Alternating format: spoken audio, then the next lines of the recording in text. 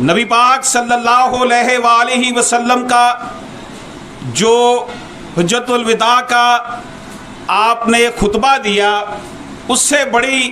ہماری جو ٹریننگ کے لیے چیزیں اور کیا ہو سکتی ہیں؟ آپ نے کھول کھول کر سب کچھ اس میں بتا دیا تھا۔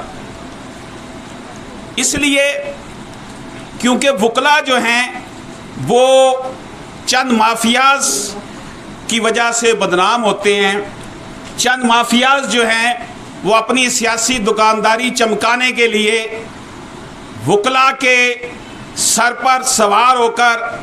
اپنے مفادات تو حاصل کر لیتے ہیں، لیکن بیچارہ نوجوان وکیل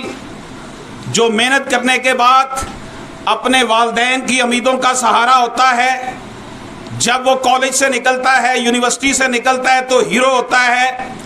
جب وہ یہاں پر آ کر حالات و واقعات دیکھتا ہے تو وہ اپنے آپ کو زیرو محسوس کیوں کرتا ہے؟ اس کا جواب ہم سینئرز کو دینا چاہیے کہ ہم ان کی کیا اس طرح سرپرستی کر رہے ہیں۔ لیگل ایتھکس کی تو ہم بات کرتے ہیں، canon of justice, canon of legal ethics کی تو بات کرتے ہیں، کتابی باتیں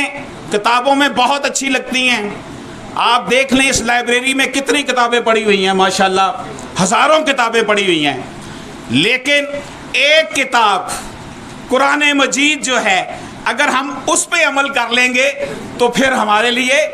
کسی اور کتاب پر جو ہے وہ تکیہ کرنا باقی نہیں رہے گا۔ ایک سجدہ جسے تو گران سمجھتا ہے، ہزار سجدوں سے دیتا ہے آدمی کو نجات۔